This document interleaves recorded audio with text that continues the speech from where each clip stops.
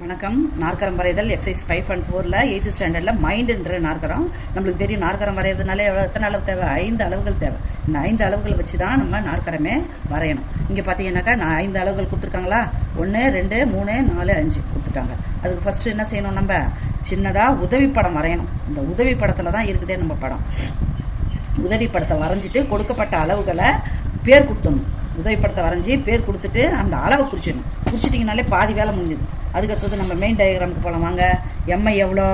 3.6 centimetre. 3.6 சென்டிமீட்டருக்கு என்ன செய்யணும்? ஒரு பேஸ் லைன் வரைஞ்சிடணும்.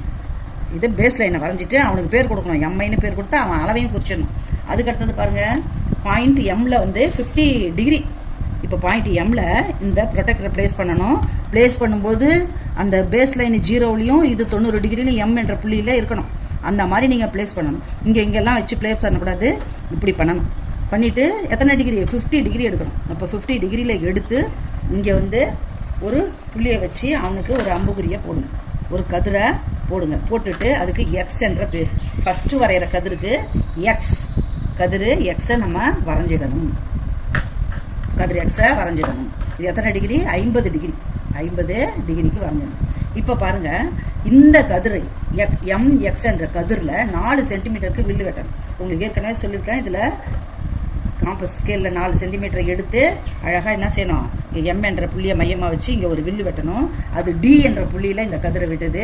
அந்த டியை மையமாக வச்சு 100 டிகிரிக்கு நம்ம மறுபடியும் ஆங்கிள் எடுக்கணும். இங்கே பாருங்கள், இங்கே பாருங்கள், இங்கே 100 டிகிரிக்கு எடுத்துருக்காங்க. அதனால் நம்ம என்ன செய்யணும்னாக்கா இங்கே வைக்கணும், ப்ளேஸ் பண்ணணும் கதிரை. இங்கேருந்து தான் 100 டிகிரி. இந்த டி என்ற புள்ளி இது பேஸ் லைனு விரிகோணமாக வரணும். அப்போ இங்கே இருக்கிற 100 எடுக்கக்கூடாது, இந்த 100 தான் எடுக்கணும். ஏன்னா இந்த பேஸ் லைனுக்கு விரிகோணமாக வரணும். அதனால் 100 என்ற வச்சுட்டு அங்கேருந்து ஒரு கதிரை வரையணும். அவன் பேர் என்ன? ஒய். அந்த கதிர் பேர் ஒய். இது வந்து 100 டிகிரி. இப்போ வந்து இது 4 சென்டிமீட்டர், இவனும் 4 சென்டிமீட்டர். ஸோ 4 சென்டிமீட்டருக்கு ஒரு இந்த காம்பஸால் அளவு எடுத்துகிட்டு ஸ்கேலில் அளவு எடுத்துகிட்டு டியை மையமாக வச்சு இங்கே ஒரு வில்லு வெட்டணும். அது பேர் எண். இங்கே பாருங்கள், இவனையும் இந்த எண்ணையும் ஐயையும் ஜாயின் பண்ணிடணும்.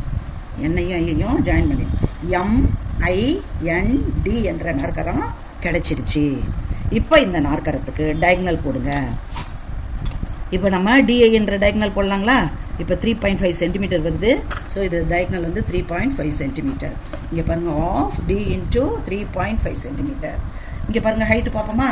உங்களுக்கு ஏற்கனவே இந்த ட்ரையாங்கிளுக்கு எப்படி ஹைட்டு பார்க்குறதுன்னு நான் சொல்லி கொடுத்துருக்கேன். அதன் இப்போ அடிப்படையில் இங்கே ஒரு முக்கோணம் இருக்குது, இந்த சைடு ஒரு முக்கோணம்.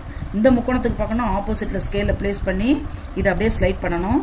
இந்த மூளை மட்டத்தை ஸ்லைட் பண்ணும்போது பாயிண்ட் என்ன டச் பண்ணும்போது இவனை என்ன செஞ்சணும்? ஜாயின் பண்ணிக்கணும். அப்போ இவன் எவ்வளோ ஹைட்டு வரான்? இங்கே பாருங்கள், கரெக்டாக 3 சென்டிமீட்டர் வரும். அதே போல் இந்த முக்கோணத்துக்கு எனக்கு ஹைட் வேணும். ஸோ ஆப்போசிட்டில் ஸ்கேலை ப்ளேஸ் பண்ணுறேன். இந்த முக்கோண மட்டத்தை என்னது இந்த ஸ்கேல் மேலே ஸ்லைட் பண்ணிக்கிட்டே வரேன். வரும்போது இந்த பாயிண்ட் என்னது? எம். இந்த எம் பாயிண்ட்டை தொடும்போது ஸ்டாப் பண்ணிடணும். இங்கே பாருங்கள், 3.5 ஹைட் என்னது? 3.5 சென்டிமீட்டர். அதனால் இவனை வந்து நம்ம 3.5 சென்டிமீட்டர் ஸ்கேலை நான் இங்கேருந்து மூவ் பண்ணிட்டு வந்தேன். அதனால் இங்கே ரைட் ஆங்கிள் போட்டோம். ஸோ ஒருத்தவன் வந்து 3.5 சென்டிமீட்டர், இவனும் 3.5 சென்டிமீட்டர் தான். சரி,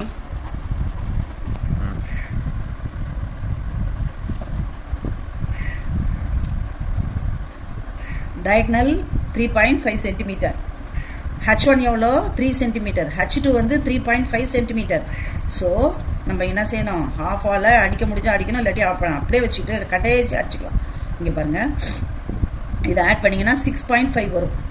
இப்போ என்ன செய்யணும்? பெருக்கிக்கணும். 35ஐயும் 65ஐயும் பெருக்கிக்கோங்க. பெருக்கிக்கிட்டு அதை 2ஆல் வகுத்துடலாம். இப்போ 5 25 5 மீதி 2 3 15 17 6 30 0 மீதி 3 18 21. அப்போ என்னது? 22 7 5 2 ஸ்தானம் தள்ளி புள்ளி வைக்கணும். இவன் வந்து 1/2ன்றதால அடிக்கலாம். இவன் அடிக்கும்போது என்ன வருது? 11.37. இதுதான் ஆன்சர்.